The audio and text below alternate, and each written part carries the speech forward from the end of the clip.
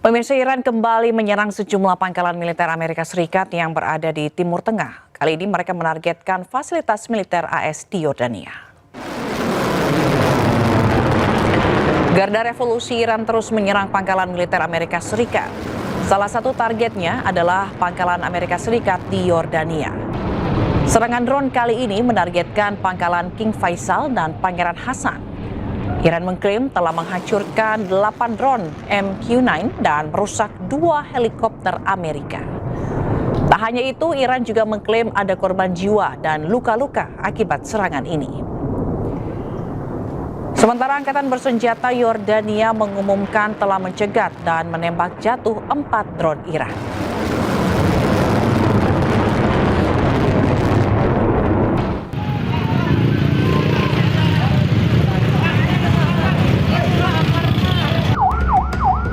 Inilah video amatir yang terekam saat kobaran api melanda sebuah toko kue di area Pasar Ciputat, Tangerang Selatan, Banten. Banyaknya material yang mudah terbakar membuat api dengan cepat merambat ke seluruh bagian toko kue. Diduga kebakaran terjadi akibat korsleting listrik. Meski api sempat membesar, namun petugas berhasil memadamkan api kurang dari 1 jam dengan menurunkan 8 mobil pemadam kebakaran ke lokasi. Meski tidak menimbulkan korban jiwa, namun kerugian ditaksir mencapai puluhan juta rupiah. Dari Tangerang Selatan, Banten, Nunung Purnomo, iNews melaporkan.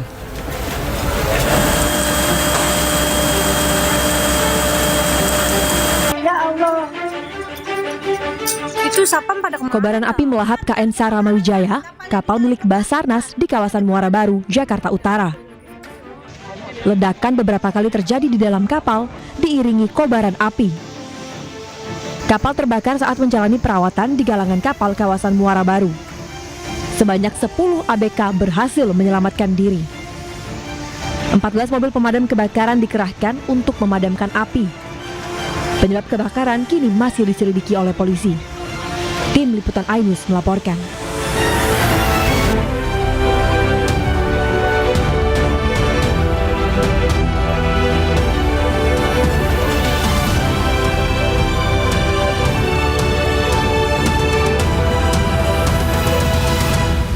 Saya sudah memberitahukan beliau bahwa saya membutuhkan. Hotman Paris Hutapea mundur dari pengacara ex Jampitsus Febri Adriansyah.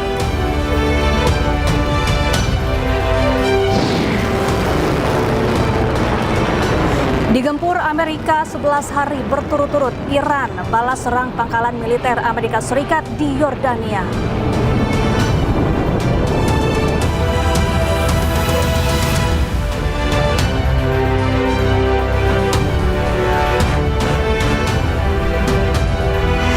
Selamat siang pemirsa, apa kabar Anda hari ini? Senang sekali saya Syafaati Suryo kembali hadir menemani Anda dalam iNews Siang. Selain 3 berita utama tadi, iNews Siang juga akan menyuguhkan beragam informasi penting lainnya.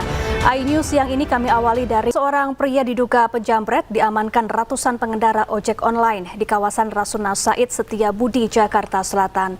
Akibatnya sempat terjadi kemacetan panjang di kawasan Menteng. Inilah detik-detik ratusan pengendara ojek online mengepung seorang pria yang diduga pelaku kejahatan jalanan. Aksi ini membuat ruas jalan Rasuna Said menuju kawasan Menteng, Jakarta Pusat mengalami kemacetan panjang. Warga mengatakan pria yang diamankan merupakan begal atau pelaku kejahatan yang sempat jadi amukan pengendara ojek online sebelum diamankan sekuriti sebuah kantor dan diserahkan ke polisi. Itu berapa orang begal yang... Yang ketangkep 1. Terus dibawa kemana bang? Nggak tahu dah. Itu rame banget gak? Rame? Rame banget bang? Hah? Rame banget? Ya rame lah orang nonton. Pada nontonin. Walaupun aksi ini viral di media sosial, namun polisi belum memberikan keterangan terkait peristiwa tersebut. Dari Jakarta, Helmi Sajangbati, iNews melaporkan. Pemirsa, waspadalah penjamretan ponsel di pinggir jalan. Saat sedang menunggu ojek online di pinggir jalan di Cakung, Jakarta Timur, seorang wanita jadi korban penjamretan ponsel dilakukan dua pria pengendara motor.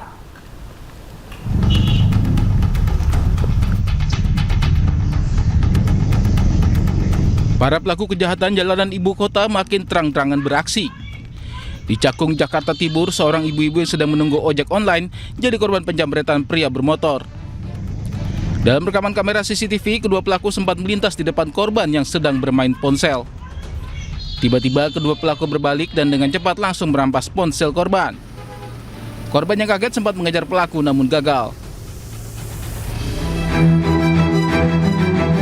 Sebelumnya, aksi penjamretan juga terjadi di depan halte MRT Setiabudi Astra, Jalan Jenderal Sudirman, Jakarta Pusat.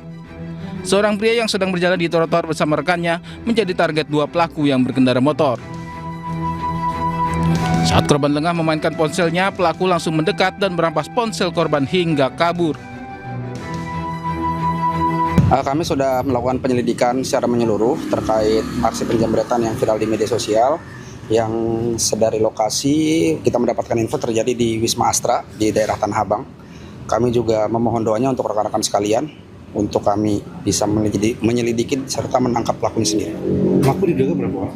Pelaku diduga sekitar 2 orang yang memang banyak yang menginformasikan kepada kita kalau memang itu merupakan sudah beberapa kali melakukan penjamretan di daerah Tanah Abang dan daerah-daerah lainnya. Peristiwa ini menjadi peringatan bagi kita semua agar selalu waspada di jalanan karena aksi kejahatan bisa terjadi kapan saja dan di mana saja. Dari Jakarta, Rio Manik dan Rani Sanjaya, iNews melaporkan. Pemirsa, seorang wanita terciduk menyembunyikan sabu di pakaian dalam saat menjenguk suaminya di rutan kelas 1 Salemba, Jakarta Pusat. Agar aksinya tidak dicurigai, pelaku membawa serta anak balitanya.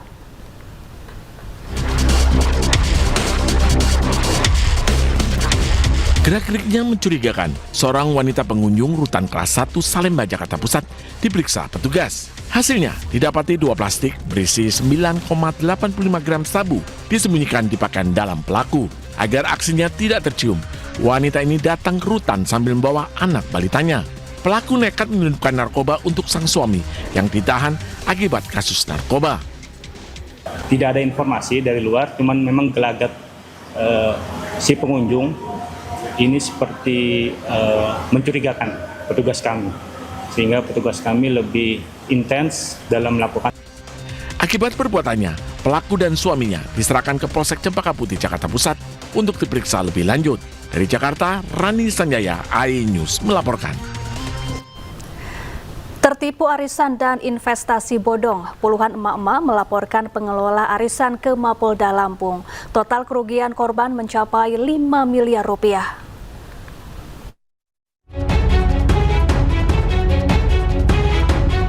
Puluhan orang didominasi perempuan mendatangi sentra pelayanan kepolisian terpadu Mapolda Lampung melaporkan dugaan penipuan arisan dan investasi online. Para korban mengaku tergiur karena dijanjikan keuntungan besar dalam waktu singkat. Awalnya mereka percaya kepada pengelola karena beberapa kali mendapatkan keuntungan sesuai janji. Namun belakangan pelaku tidak lagi dapat dihubungi dan dana yang diinvestasikan tidak dapat dicairkan. Nilai kerugian korban bervariasi mulai dari puluhan juta hingga ratusan juta rupiah. Sementara totalnya mencapai 5 miliar rupiah. Untuk melengkapi bukti, pelapor menyerahkan bukti transfer, tangkapan layar percakapan melalui aplikasi pesan singkat, hingga foto dan identitas pelaku. Gitu. Tapi dari bulan Mei sampai bulan Juli ini baru nih gitu. Jadi, di bulan Juli ini ya dia kabur, nggak ketahuan di mana. Tanggal berapa? 17? Tanggal 17 nggak adanya dia perginya itu. Jadi selain arisan ada investasi juga di situ. Ada investasi itu ya ini kayak opitan ini yang disebut investasi kan. Saat ini penyidik masih melakukan pendalaman dan penyelidikan untuk mengungkap dugaan tindak pidana tersebut. Dari Bandar Lampung, Andres Avandia News melaporkan.